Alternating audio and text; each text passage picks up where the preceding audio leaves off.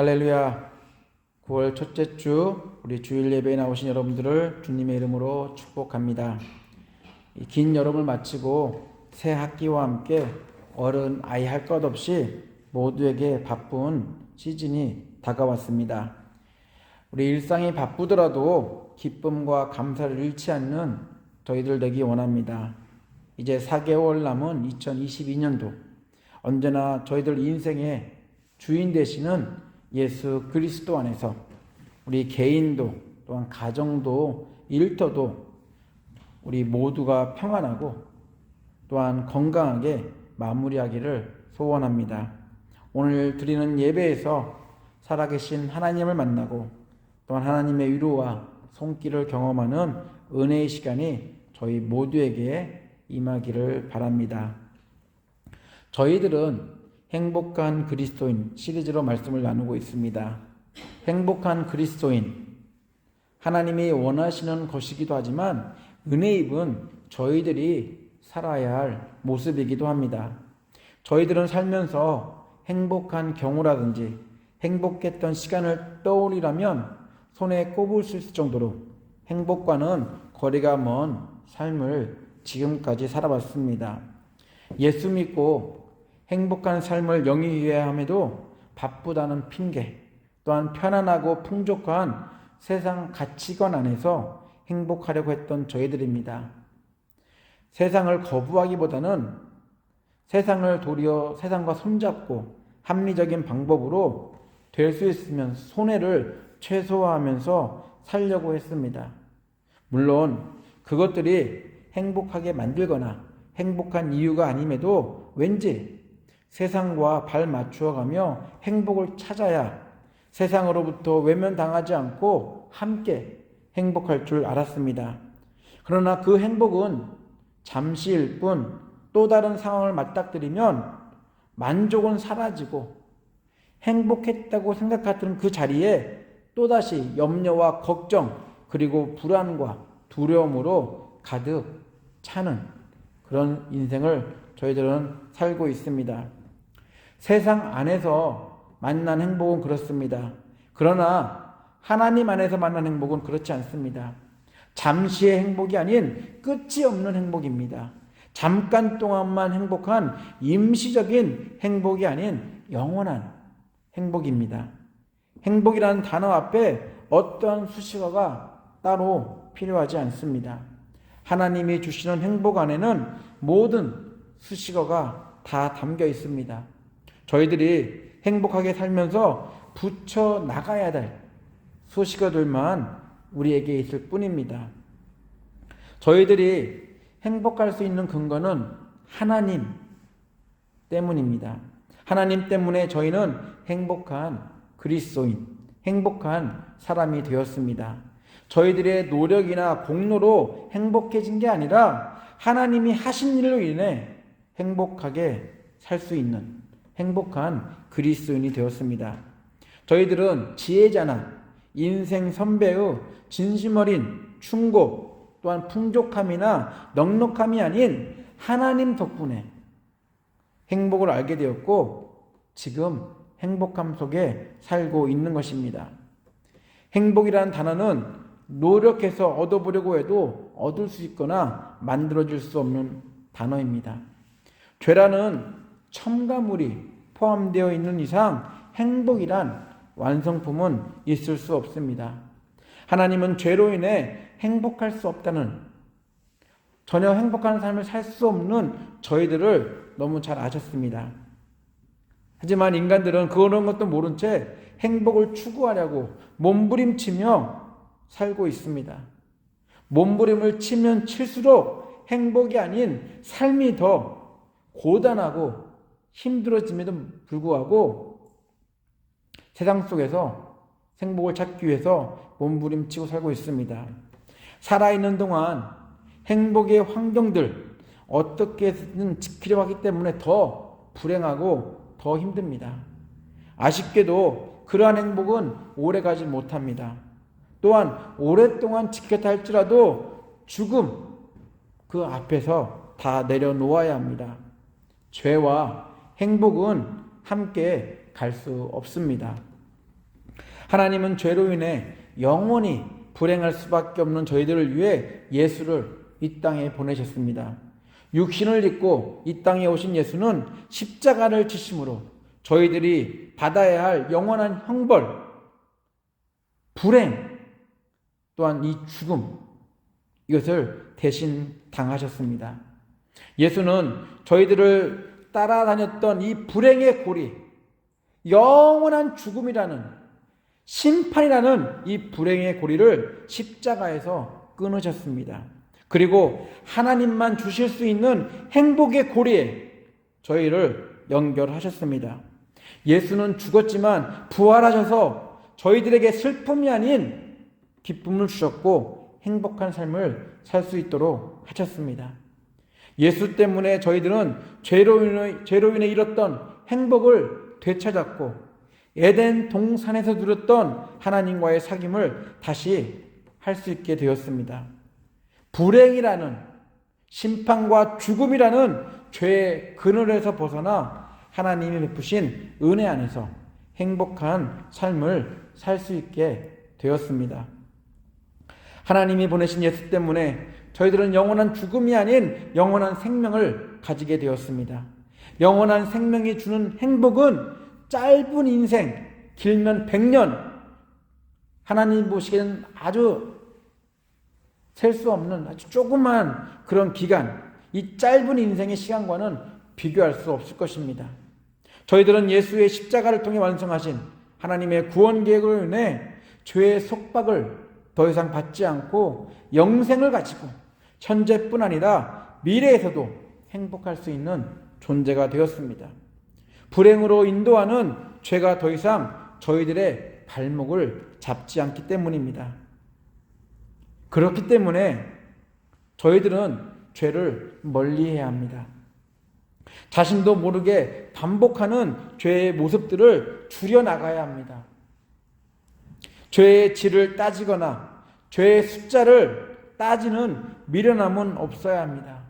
저희들의 상식과 윤리, 도덕적인 죄만 죄가 아니라 하나님 앞에서 죄라고 명명된 것들은 다 죄라는 사실, 이것을 기억하며 저는 이 죄로부터 멀리해야지만 행복할 수 있다는 사실을 저희들은 기억해야 합니다.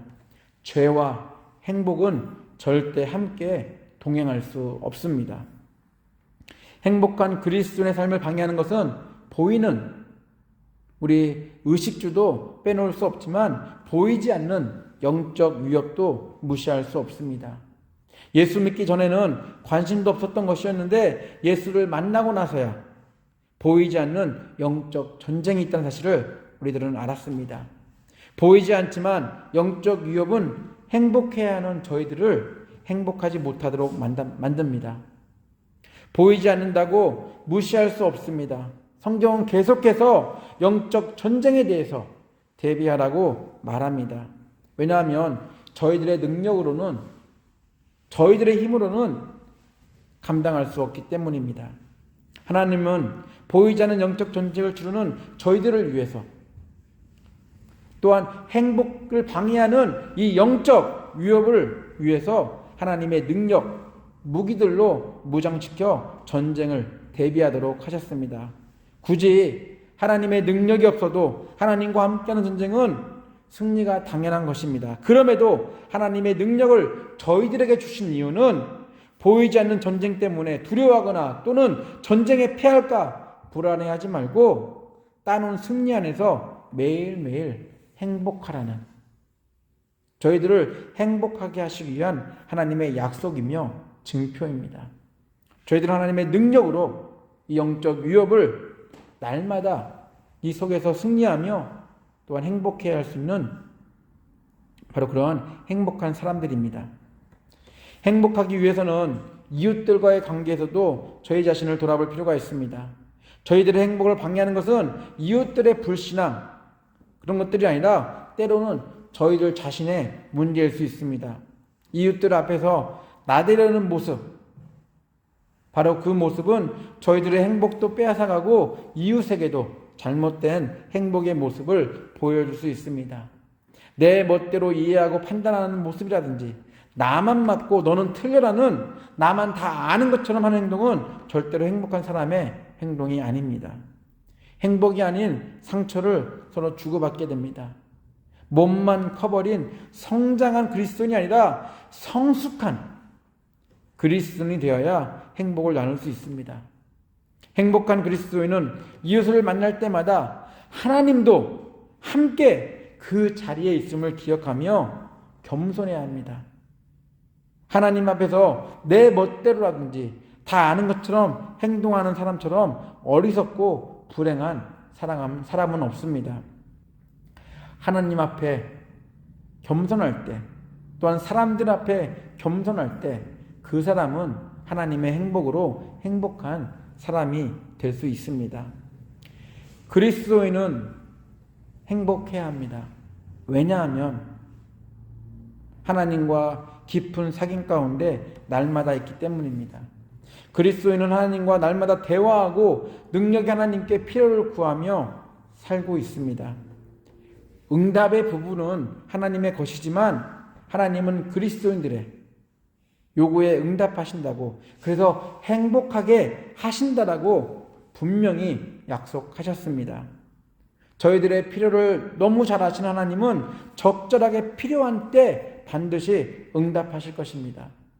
저희들은 더딘 하나님의 응답에 초조하거나 불안해할 필요가 없습니다. 도리어 하나님의 때를 기다리며 모두를 행복하게 하실 하나님의 응답에 기뻐하고 감사해야 합니다. 이런데 행복하지 않을 수 있을까요? 저희들이 어떤 상황 속에 있을지라도 행복할 수 있는 이유, 바로 하나님과의 깊은 신뢰와 확신이라는 관계 안에 있기 때문입니다. 하나님은 인격적인 존재이기에 일방적인 관계를 좋아하지 않습니다. 저희들도 인격적인 존재 창조되었기에 누군가에 의해서 일방적인 것보다는 서로 사귀며 서로 알아가는 그런 관계의 소중함을 너무 잘 알고 있습니다. 하나님은 인격적인 관계를 통해 저희와 깊은 사귐을 원하십니다. 하나님 앞에 나아갈 수 있다는 사실, 또한 하나님과의 그런 깊은 사귐의 관계 속에 있다는 이 사실만으로도 솔직히 행복한 이유가 될 수 있습니다.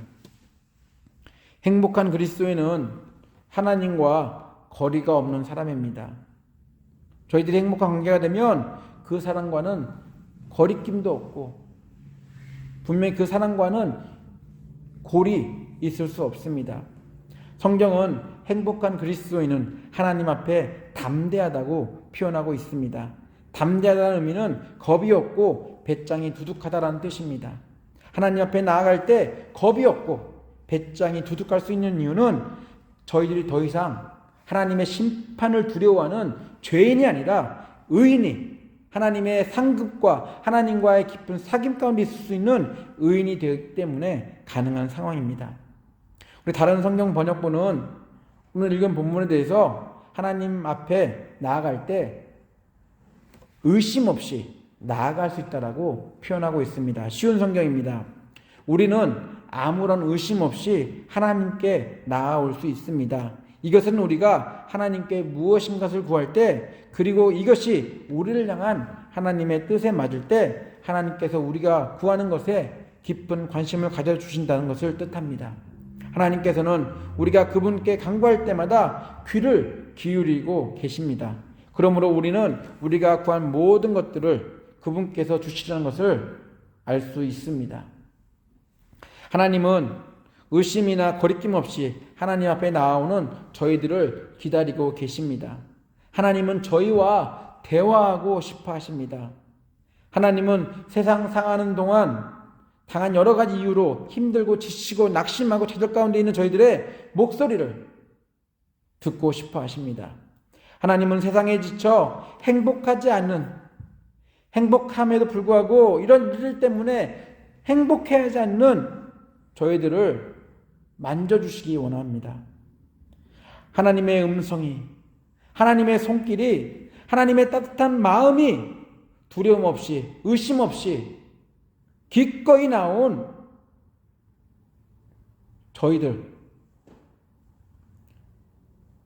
하나님은 기다리고 있습니다. 그리스도인들이 행복할 수 있는 이유가 바로 여기에 있습니다. 신실하신 하나님과의 만남을 통해 위로받고 치유받고 회복을 경험하기 때문입니다.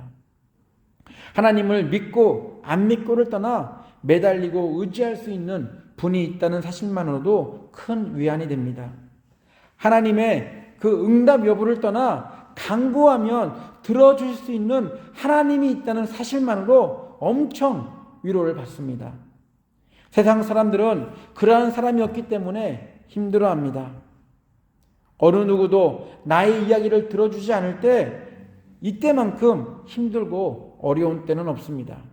그러나 하나님은 언제든지 들을 준비가 되어 있습니다.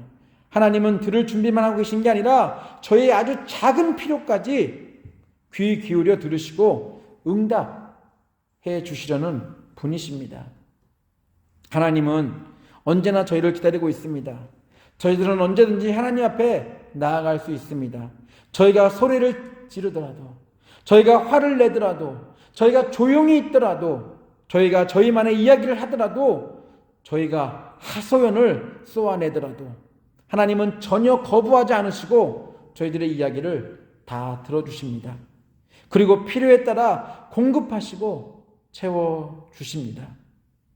기도의 위력을 아는 사람이라면 하나님과의 대화를 통해 얻는 행복을 놓치지 않으려고 할 것입니다. 하나님과 대화하면서 잊고 있었던 행복을 되찾을 수 있습니다.